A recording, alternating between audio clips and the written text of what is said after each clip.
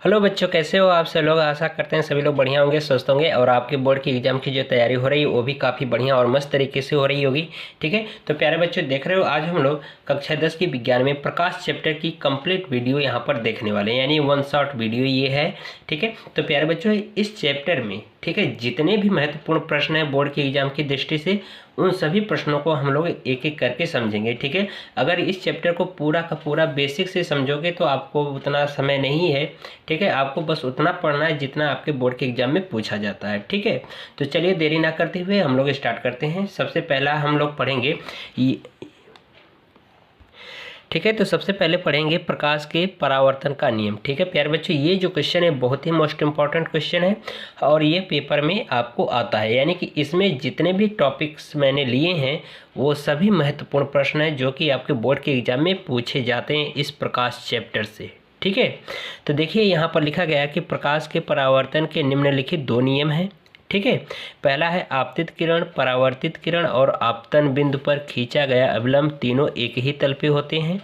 ठीक है, और दूसरा है आपतन कोण और परावर्तन कोण आपस में क्या होते हैं, बराबर होते हैं। तो यहाँ पर लिख सकते हैं आपतन कोण बराबर परावर्तन कोण, और इसको इस तरह से आपतन कोण को I से दर्शाते हैं और परावर्तन कोण को R से दर्शाते हैं। ठीक है, तो चलिए इसी को हम क्या करते हैं, सबसे पहले चित्र के माध्यम से समझते हैं।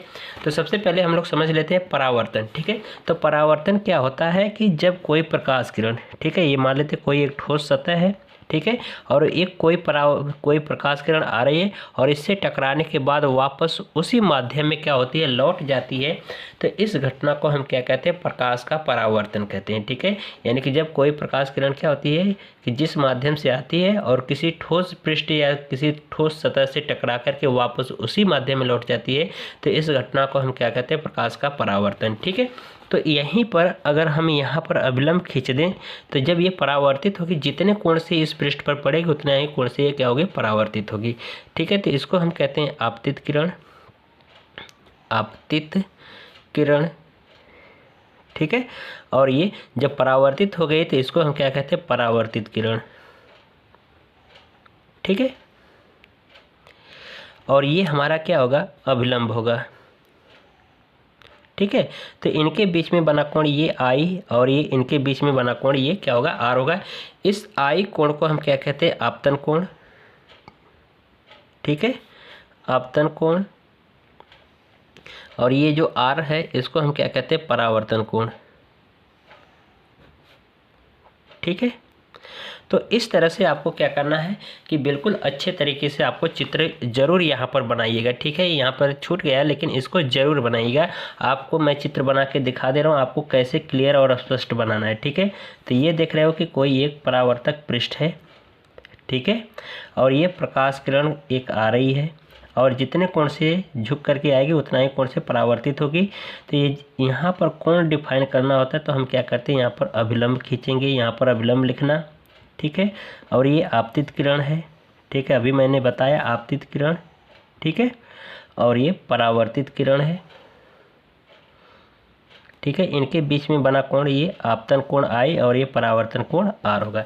ठीक है, तो इस तरह से आपको चित्र बना करके पेपर में लिखना होगा और यही चित्र आप यहाँ पर क्या करिएगा, अगर ये प्रश्न आता है तो ये चित्र बना करके जरूर लिखिएगा। ठीक है, चलिए आगे हम लोग देखते हैं जो न्यूमेरिकल जो पूछे जाते हैं दर्पण सूत्र पर। आपका ये यहाँ से समझिए कि दर्पण पर आधारित न्यूमेरिकल्स भी होते हैं। ठीक है, तो यहाँ पर देख रहे हो कि दर्पण के सूत्र को आपको निगमन नहीं पढ़ना है, केवल सूत्र का उपयोग है आपके बुक में। ठीक है, तो यहाँ पर जो दर्पण का सूत्र होता है 1/f बराबर 1/v प्लस 1/u। ठीक है, यहाँ पे देख रहे हो कि जो f है वह क्या है, फोकस दूरी है, और v क्या है, प्रतिबिंब की दूरी, और u क्या है, यू क्या है, वस्तु की दूरी है। और यहाँ पर देख रहे हो एक ये होता है फोकस दूरी और वक्रता त्रिज्या में संबंध। इससे भी क्या होता है, एक आध दो नंबर का बहुविकल्पी प्रश्न पूछ देता है न्यूमेरिकल में।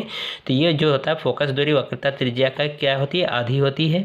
तो यहाँ पर जो कैपिटल R है वो क्या है, वक्रता त्रिज्या है। ठीक है, तो यहाँ पर देख रहे हो कि यहाँ पर हम प्लस और माइनस कब लेते हैं, यानी कि जब हम दर्पण सूत्र हल करते हैं तो u और v और f का मान कब हम प्लस और कब माइनस में लेते हैं, तो यहाँ पर समझ लें। ठीक है, तो दर्पण क्या होता है, इस तरह से दर्पण होता है। अगर दर्पण के बाहर यानी कि जो उभरा हुआ तल है उसको कलई कर दें तो ये अंदर का जो पृष्ठ होता है ये अपवर्तक पृष्ठ हो जाता है। तो इसको हम क्या कहते हैं, अवतल दर्पण। ठीक है। और ये अगर हम इसी का हम क्या करें, अंदर की कलई कर दें, ठीक है, और जो उभरा हुआ तल है ये क्या हो जाए, परावर्तक तल हो जाए, यानी कि जहाँ से प्रकाश किरण क्या होती है, परावर्तित होती है, वो परावर्तक तल होता है। तो इसको हम कह देते हैं उत्तल दर्पण, ठीक है, इसको हम क्या कहते हैं, उत्तल दर्पण कहते हैं। तो अब देखिए यहाँ पर एक बात ये है कि इसमें देखिए जब सूत्र हम प्लस और माइनस कब लेते हैं, हम चिन्ह परिपाटी के आधार पर लेते हैं। बस इतना आप ध्यान रखिए कि ये वाई अक्ष है, ये वाई डैश है, ये एक्स अक्ष है, तो ये एक्स डैश है, यहाँ पर मूल बिंदु ओ ले लीजिए, ठीक है। तो ये देख रहे हो कि जब दर्पण हमेशा क्या होगा, ये ऐसे रखा जाएगा, चाहे उत्तल हो चाहे अवतल, अवतल को इस तरह से रखेंगे और उत्तल को ऐसे रखेंगे, ठीक है। और हमेशा वस्तु क्या होती है, दर्पण के सामने रखी जाएगी। तो अगर मान लीजिए ये अवतल दर्पण है तो यहाँ की अगर जितनी भी दूरी इधर लेफ्ट साइड होगी, ठीक है, ये सभी किस में होंगी, माइनस में होंगी, और इधर जितनी राइट साइड में होंगी सब प्लस में होंगी। ऊपर की दूरियाँ सभी प्लस और नीचे की दूरियाँ सभी क्या होंगी, माइनस। नीचे की माइनस होंगी, ऊपर की प्लस होंगी, राइट साइड की प्लस और लेफ्ट साइड की माइनस। इतना ध्यान रखिएगा बस, बाकी सवाल जब लगाया जाएगा तो वहाँ पर क्लियर हो जाएगा, ठीक है। आगे देखिए, अगली जो टॉपिक है आपके 2 नंबर में परिभाषा पूछी जा सकती है, रेखीय आवर्धन किसे कहते हैं, ठीक है।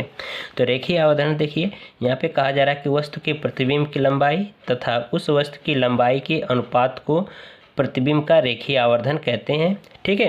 यानी कि इसमें कहा गया कि जो प्रतिबिंब की जो लंबाई है और जो वस्तु की लंबाई है, उन दोनों का अनुपात ही हमारा क्या होता है, रेखीय आवर्धन कहलाता है। और इसे हम स्मॉल m से दर्शाते हैं, ठीक है। तो रेखीय आवर्धन से ये स्पष्ट होता है कि जो प्रतिबिंब बना है वस्तु का, वह कितना बड़ा बना है और कितना छोटा बना है, इससे ये हमें पता चलता है, यानी कितना आवर्धित हुआ है। तो यानी कि प्रतिबिंब कैसे बनेगा, ये से देख लीजिए। ये मान लेते हैं हम कौन सा, अवतल दर्पण ले लिया। तो इस अवतल दर्पण के सामने ये हमारी क्या होती है, मुख्य अक्ष होती है, ठीक है, जो कि ये दर्पण का वक्रता केंद्र C और ये ध्रुव P से होकर के जाती है, ठीक है, मुख्य अक्ष, ठीक है। तो यहाँ से हम क्या कर रहे हैं, कोई एक वस्तु लिया और यहाँ से एक प्रकाश किरण भेजे, तो ये क्या हो गया, यहाँ से F से गुजरेगा और एक वक्रता केंद्र से, यहाँ पे मान लेते हैं वक्रता केंद्र से। तो यहाँ पे जो वस्तु का, यहाँ पे देख रहे हो दोनों जो प्रकाश किरणें जो इसको काटी हैं, यहीं पर इस वस्तु का प्रतिबिंब बन जाएगा। अगर हम इसको A B कहें तो ये A डैश और ये B डैश बनेगा, ठीक है। तो इसकी अगर हम ऊंचाई मान लेते हैं H, या इसी को हम मान लिया, हमने माना O, और यहाँ पर H और H डैश भी माना जाता है, और प्रतिबिंब की जो ऊंचाई है उसको I मान लिया। तो इन दोनों का अनुपात यानी M बराबर I/O हो जाएगा, और इसी को हम V/U भी लिखते हैं, ठीक है। तो ये दोनों जिसमें से, इन तीनों में से जिसकी आवश्यकता होगी उस सूत्र को लेकर के हम सवाल हल करेंगे, ठीक है। तो ये हमारा रेखीय आवर्धन कहलाता है, यानी कि प्रतिबिंब की दूरी, ठीक है। यहाँ पे प्रश्न में कहा गया प्रतिबिंब की लंबाई तथा वस्तु की लंबाई का अनुपात, यानी कि प्रतिबिंब की लंबाई और वस्तु की लंबाई का अनुपात ही हमारा क्या होता है, रेखीय आवर्धन कहलाता है। या हम कह सकते हैं प्रतिबिंब की दूरी और वस्तु की दूरी का अनुपात क्या कहलाता है, रेखीय आवर्धन कहलाता है, ठीक है। आगे देखिए, रेखीय आवर्धन का यहाँ पर मैंने सूत्र लिख दिया है।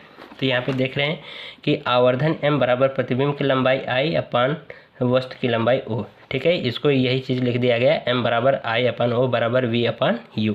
इस पे न्यूमेरिकल आता है आपका, ठीक है। जब सवाल देगा दर्पण का तो उसी में फोकस दूरी, आवर्धन क्षमता भी पूछ देगा कि रेखीय आवर्धन क्या होगा, ठीक है। चलिए अगला जो हम क्वेश्चन देखते हैं, ये भी बहुत ही मोस्ट इम्पॉर्टेंट क्वेश्चन है, ठीक है। ये भी आपके पेपर में हर बार आता है, यानी ये परावर्तन का नियम और ये अपवर्तन का नियम दोनों ही बहुत ही मोस्ट इम्पॉर्टेंट क्वेश्चन है, ठीक है। चलिए तो इसमें देखिए अपवर्तन क्या होता है, सबसे पहले हम लोग समझ लें कि परावर्तन को आपने समझा कि जब कोई प्रकाश किरण एक माध्यम से आती है और टकराने के बाद वापस उसी माध्यम में लौट जाती है, तो इस घटना को हम क्या कहते हैं, प्रकाश का परावर्तन कहते हैं। लेकिन अपवर्तन इसी तरह से बस थोड़ा सा परिवर्तित है, ठीक है। ये मान लेते हैं कोई एक पृष्ठ है, ठीक है, और इस वस्तु के यानी कि इस पृष्ठ के ऊपर का जो माध्यम है इसको 1 माने, और नीचे का जो माध्यम है इसमें क्या होंगे, माध्यम बदल जाएंगे, ठीक है। ये मान लेते हैं माध्यम 2 है, ठीक है। तो इससे क्या हो रही है, प्रकाश किरण आ रही है और आने के बाद एक माध्यम से दूसरे माध्यम में प्रवेश करती है तो वह अपने मार्ग से क्या होती है, विचलित हो जाती है।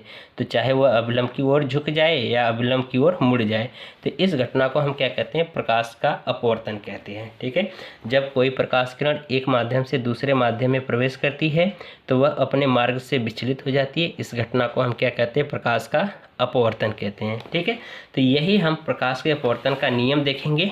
ठीक है, तो यहाँ पे देखिए प्रकाश के अपवर्तन के दो नियम हैं। ठीक है, प्रकाश के अपवर्तन के दो नियम होते हैं। कौन कौन सा नियम होता है? पहला नियम देखिए, आपतित किरण, अपवर्तित किरण तथा आपतन बिंदु पर खींचा गया अविलंब तीनों एक ही तल पे होता है। अभी यहाँ पे चित्र में मैं नीचे समझा दे रहा हूँ। ठीक है, दूसरी पॉइंट देखिए, दूसरा जो नियम है, आपतन कोण की ज्या का मतलब साइन। ठीक है, आपतन कोण की ज्या तथा अपवर्तन कोण की ज्या का अनुपात नियत होता है। यानी इसको हम लिख सकते हैं sine i upon sine r बराबर एन, जहाँ एन क्या है, एक समानुपातिक नियतांक है और इसी को हम अपवर्तनांक कहते हैं। और ये जो समीकरण है, यानी कि जो sine i upon sine r जो है, इसी को हम क्या कहते हैं, स्नेल का नियम भी कहते हैं। जैसा कि यहाँ पे अब चित्र देखिए, आपको ऐसे बिल्कुल पूरा लिखना है, चित्र बना के लिखना है। बस मैंने यहाँ पे रेड पेन का उपयोग किया है, तो आपको रेड पेन का उपयोग नहीं करना है, आप ब्लैक पेन से बनाइएगा। ठीक है, चित्र बढ़िया बनेगा ब्लैक पेन से। ठीक है, तो इसमें मैंने कहा कि जब कोई प्रकाश किरण क्या होती है, एक माध्यम से दूसरे माध्यम में अपवर्तित होती है तो अपने मार्ग से क्या होती है, विचलित हो जाती है। ठीक है, तो ये अभिलंब मान लीजिए ये है। ठीक है, तो देख रहे हो ये प्रकाश किरण आपतित हो रही है, ये पहले माध्यम में है, और जब ये क्या हो रही है, दूसरे माध्यम में जब प्रवेश कर रही है तो ये अपने मार्ग से थोड़ा सा क्या हो गई, विचलित हो गई। चाहे ये ऐसे मुड़ जाए या फिर अभिलंब की ओर झुक जाए, या अभिलंब से दूर हट जाए या अभिलंब की ओर झुक जाए। ठीक है, तो यहाँ पर देख रहे हो कि इनके बीच में बना कोण, यानी कि ये अभिलंब और ये आपतित किरण के बीच में बना कोण क्या है, आई है। अब ये जो है ये अपवर्तित किरण है। अब इसको परावर्तित किरण नहीं कहेंगे, इसको जब दूसरे माध्यम में जब आ रही है तो इसको अपवर्तित किरण कहेंगे। जब माध्यम बदल गया तो ये क्या हो जाएगा, अपवर्तित किरण। तो इसका यानी कि अविलंब और अपवर्तित किरण के बीच में बना कोण क्या होगा, ये हमारा क्या कहलाएगा, अपवर्तन कोण कहलाएगा। ठीक है, तो इसलिए यहाँ पर कहा गया sine i upon sine r. यहाँ पर आई क्या है, आपतन कोण, आर क्या है, अपवर्तन कोण, और एन समानुपातिक नियतांक जिसे अपवर्तनांक कह रहे हैं। ठीक है, तो ये देख रहे हो कि ये हमारा प्रकाश के अपवर्तन का नियम है। ठीक है, तो इसको भी काफ़ी अच्छे से तैयार कर लीजिएगा, बहुत ही मोस्ट इम्पॉर्टेंट है। यहाँ पर जितने भी क्वेश्चन लिए गए सब इम्पॉर्टेंट क्वेश्चन लिए गए हैं, जो कि आपके बोर्ड के एग्जाम की दृष्टि से सभी क्या है, महत्वपूर्ण हैं। ठीक है, चलिए अब आगे जो देखते हैं, ये निरपेक्ष तथा सापेक्ष अपवर्तनांक। ये आपके 2 नंबर में, 1-2 नंबर में प्रश्न पूछा जा सकता है कि निरपेक्ष और सापेक्ष अपवर्तनांक किसे कहते हैं। ठीक है, तो पहले हम लोग समझते हैं निरपेक्ष अपवर्तनांक। तो इसमें कहा गया कि यदि पहला माध्यम निर्वात हो तो निर्वात के सापेक्ष किसी माध्यम का अपवर्तनांक उस माध्यम का निरपेक्ष अपवर्तनांक कहलाता है। यानी इसका मतलब समझिए कि ये हमारी कोई एक पृष्ठ है। ठीक है, ये अपवर्तित हुई है प्रकाश किरण, चाहे अवलंब से दूर हट जाए या अवलंब की ओर झुक जाए। तो ये मान लेते हैं अवलंब है। ये इसमें कहा गया कि जो पहला माध्यम है वो क्या हो, वायु या निर्वात हो। ठीक है, निर्वात, और यहाँ का नीचे का कुछ भी हो, चाहे कांच मान लो, चाहे जल मान लो, जो भी मानना है। ठीक है, तो यानी कि वायु यानी पहले माध्यम के सापेक्ष जो दूसरे माध्यम का जो अपवर्तनांक होगा वो हमारा क्या कहलाता है, निरपेक्ष अपवर्तनांक कहलाता है। यानी कि पहला माध्यम कौन सा होना चाहिए, वायु होना चाहिए, बाकी दूसरा माध्यम जो भी हो। तो पहले माध्यम के सापेक्ष जो दूसरे माध्यम का अपवर्तनांक निकालेंगे वो हमारा क्या कहलाता है, निरपेक्ष अपवर्तनांक कहलाता है। सापेक्ष अपवर्तनांक की परिभाषा देखिए क्या होगी आगे, यहाँ पे ये यहाँ पे देखिए, इसमें कहा गया कि यदि प्रकाश किसी माध्यम एक में, ठीक है, अगर कोई एक प्रकाश जो है वो पहले माध्यम से दूसरे माध्यम में जा रहा है तो उसका अनुपात sine i upon sine r को पहले माध्यम के सापेक्ष दूसरे माध्यम का सापेक्ष अपवर्तनांक कहते हैं। यानी इसका मतलब यही हुआ कि जब कोई प्रकाश किरण पहले माध्यम, यहाँ पे ये इसका चित्र देख लीजिए, यानी कि ये कहा गया कि जब कोई प्रकाश किरण पहले माध्यम से दूसरे माध्यम में पहुंचता है तो इसको हम क्या कहते हैं, पहले माध्यम के सापेक्ष दूसरे माध्यम का अपवर्तनांक कहते हैं। लेकिन निरपेक्ष अपवर्तनांक में ये कन्फर्म कर दिया कि पहला माध्यम वायु होना चाहिए, बाकी दूसरा माध्यम यानी निर्वात होना चाहिए, बाकी दूसरा माध्यम जो भी हो। तो पहले माध्यम के सापेक्ष जो दूसरे माध्यम का अपवर्तनांक होगा वो हमारा निरपेक्ष अपवर्तनांक होगा। और सापेक्ष अपवर्तनांक क्या होगा कि जब कोई प्रकाश किरण एक माध्यम से दूसरे माध्यम में पहुंचती है तो पहले माध्यम के सापेक्ष और दूसरे माध्यम का जो अपवर्तनांक होगा वो हमारा क्या कहलाएगा, सापेक्ष अपवर्तनांक कहलाता है। ठीक है, तो इतनी बात क्लियर हुई। तो ये इसको भी याद कर लीजिएगा, ये भी इम्पॉर्टेंट है जो कि आपके 2 नंबर में पूछा जा सकता है। ठीक है, चलिए अगला प्रश्न लेते हैं, यानी अगली जो टॉपिक है पूर्ण आंतरिक परावर्तन। ये भी काफ़ी इम्पॉर्टेंट क्वेश्चन है। ठीक है, ये भी आपके 2 नंबर में पूछा जा सकता है, पूर्ण आंतरिक परावर्तन किसे कहते हैं। ठीक है, तो यहाँ पे देखिए क्या है कि यदि आपतन कोण का मान क्रांतिक कोण से अधिक हो जाए तो प्रकाश का उसी माध्यम में आंतरिक यानी कि आंतरिक परावर्तन हो जाता है, इसे पूर्ण आंतरिक परावर्तन कहते हैं। ठीक है, फिर से समझिए, इसमें कह रहा है कि यदि आपतन कोण का मान क्रांतिक कोण से अधिक हो जाए तो प्रकाश उसी माध्यम में क्या होता है, रह जाता है, यानी बाहर नहीं निकल पाता है, तो उसे हम क्या कहते हैं, आंतरिक परावर्तन हो जाता है। यानी कि उसी में क्या होता है, बार बार घूमने लगता है, यानी उसी में बार बार परावर्तन की घटना होने लगती है। ठीक है, इसे हम क्या कहते हैं, पूर्ण आंतरिक परावर्तन कहते हैं। जैसे हीरे का चमकना, हीरे आप देख रहे हो कि बहुत ज़्यादा चमकदार होता है, क्यों होता है, क्योंकि उसमें बार बार प्रकाश का परावर्तन होता है जो कि बाहर नहीं निकल पाता है। तो उस घटना को हम क्या कहते हैं, वो उसमें चमक के जो आती है वो किसके कारण आती है, प्रकाश के परावर्तन के कारण आती है। मृगजल यानी इसे मिराज कहते हैं, यानी कि एक प्रकाशिक भ्रम होता है। यानी जो पूर्ण आंतरिक परावर्तन होता है ये क्या होता है, एक प्रकार का प्रकाशिक भ्रम होता है। जैसे आप देखे होंगे कि अगर धूप में आप सड़क पे जा रहे हो तो कुछ दूर पर देखोगे तो सड़क पे लगेगा कि क्या है, वहाँ पे जल है, लेकिन जैसे ही पास में जाकर देखोगे तो वहाँ पे कुछ नहीं होता है। तो ये जो हो रहा है ये किसके वजह से हो रहा है, एक प्रकाश किरण की वजह से, यानी कि पूर्ण आंतरिक परावर्तन के कारण होता है, जो कि हमें दूर लगता है सड़क पर जल है लेकिन पास में जाते हैं तो वहाँ पर कुछ नहीं होता है। तो ये जो घटना होती है एक प्रकाशिक भ्रम होती है, किसके कारण होती है, पूर्ण आंतरिक परावर्तन के कारण होती है। ठीक है, तो ये चीज़ें, तो ये हमारा पूर्ण आंतरिक परावर्तन का उदाहरण होगा हीरे का चमकना और मृगजल। ठीक है, चित्र समझ लीजिए, इसमें कहा जा रहा है पहले वाले में, यानी कि चित्र ए में कहा है अपवर्तन की कंडीशन में कब क्या होगा कि जो आपतन कोण आई का मान है वह छोटा होगा किससे, क्रांतिक कोण सी से। ठीक है, यानी कि ये आपतन कोण आई का मान जो होगा वह क्रांतिक कोण के मान से छोटा होगा, या क्रांतिक कोण का मान बड़ा होगा किससे, आपतन कोण से। तो वो उस समय क्या होगा, अपवर्तन की घटना होगी।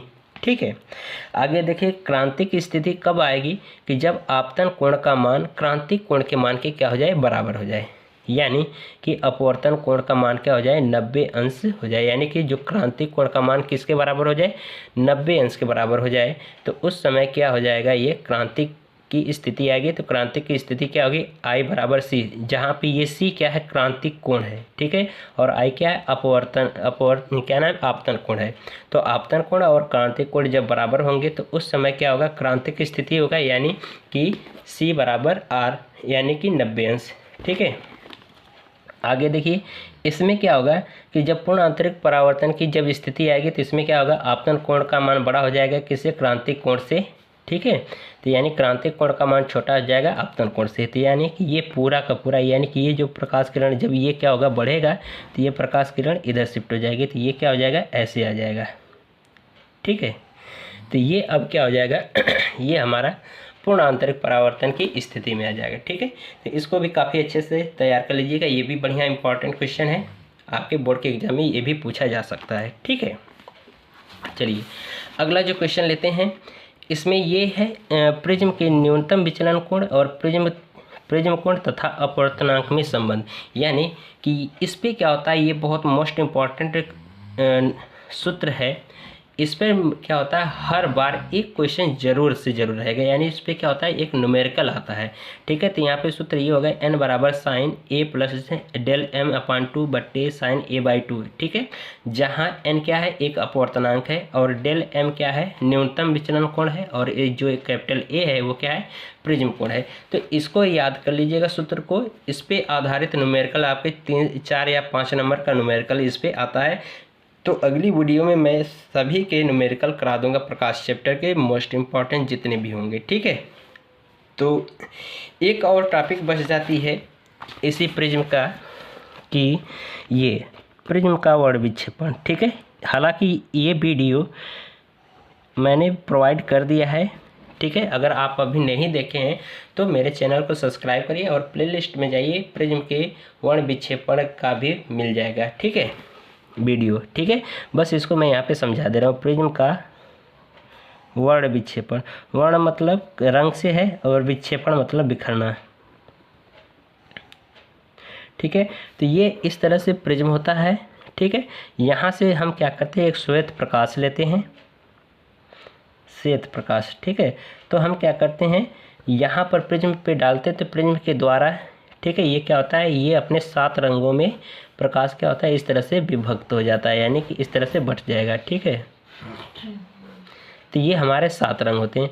तो ये जब विभक्त हो जाते हैं तो ये क्या होते हैं, अपने अपने रंगों में। तो यहाँ पर इसको याद रखने के लिए विभ की ओर से रखते हैं, यानी कि ये जो 7 रंगों की जो पट्टियाँ दिखाई देंगी पर्दे पर, ये पर्दा रहेगा।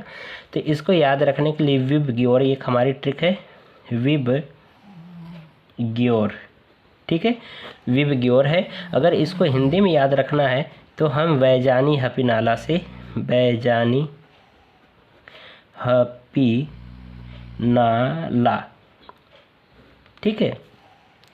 तो देख रहे हो कि यहाँ पर हम क्या लिखेंगे, ROYG,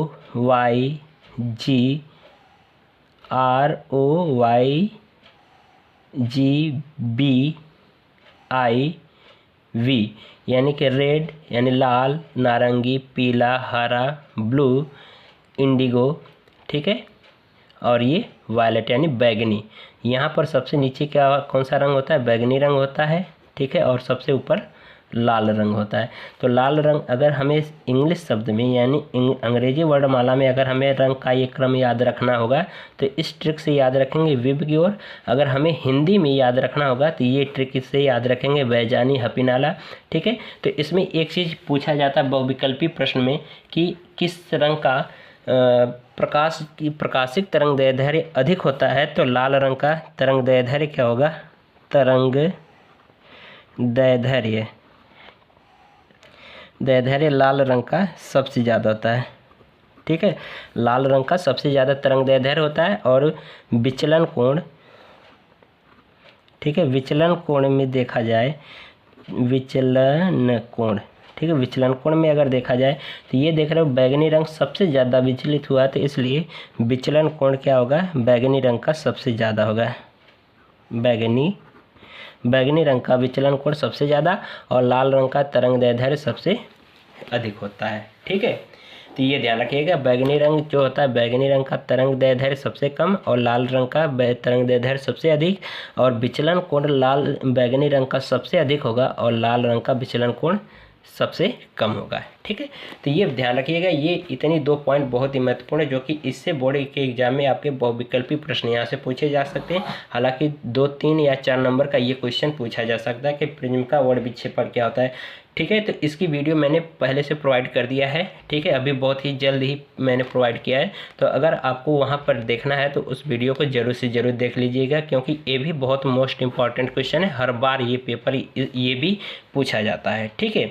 बाकी बचा है लेंस, तो लेंस के बारे में देख लें, ठीक है। लेंस को बस मैं समझा दे रहा हूँ।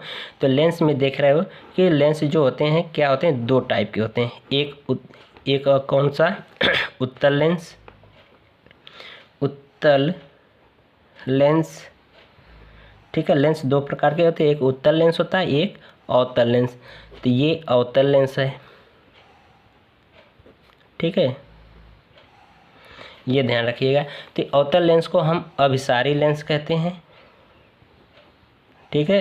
अवतल लेंस को अपसारी लेंस भी कहा जाता है, इसको अपसारी लेंस कहते हैं। ये उत्तल लेंस को अपसारी लेंस और अवतल लेंस को अपसारी लेंस भी कहते हैं, इसको भी ध्यान रखिएगा, ठीक है। तो ये इसकी परिभाषा क्या हो जाएगी उत्तल लेंस की, कि वह लेंस जो किनारों पर पतला तथा बीच में चौड़ा होता है उसे हम उत्तल लेंस कहते हैं। और अवतल लेंस की परिभाषा क्या लिखेंगे, वह लेंस जो किनारों पर चौड़ा तथा बीच में क्या होता है, पतला होता है, तो उसे हम क्या कहते हैं, अवतल लेंस या अपसारी लेंस भी कहते हैं। इसमें क्या होता है, वास्तविक प्रतिबिंब बनता है, वास्तविक, ठीक है, वास्तविक। इसमें वास्तविक प्रतिबिंब उत्तल लेंस में बनता है, इसमें आभासी प्रतिबिंब बनता है, ये भी ध्यान रखिएगा, आभासी प्रतिबिंब, ठीक है। ये यहाँ पर इसका लेंस के लिए सूत्र जो उपयोग होगा सवाल में 1/f बराबर 1/v माइनस 1/u। यहाँ पर लेंस जो दर्पण सूत्र है वही है, बस यानी बस जहाँ पर दर्पण सूत्र में प्लस है यहाँ पर क्या हो जाएगा, माइनस हो जाएगा, ठीक है। तो इस तरह से वीडियो कंप्लीट होती है। तो प्यारे बच्चों, अगर आपको ये वीडियो समझ में आई होगी, अच्छी लगी होगी, तो चैनल को लाइक कर लीजिएगा, यानी चैनल को सब्सक्राइब करिएगा और वीडियो को लाइक कर दीजिएगा और बेल आइकन भी प्रेस कर लीजिएगा, ताकि जितनी भी वीडियो मैं प्रोवाइड करूँ उसका नोटिफिकेशन आपको सबसे पहले पहुँचे, ठीक है। तो बाकी इसके जो महत्वपूर्ण प्रश्न बचे हैं उसको मैं अगली वीडियो में प्रोवाइड कर दूंगा, ठीक है। तब तक के लिए गुड बाय, थैंक यू।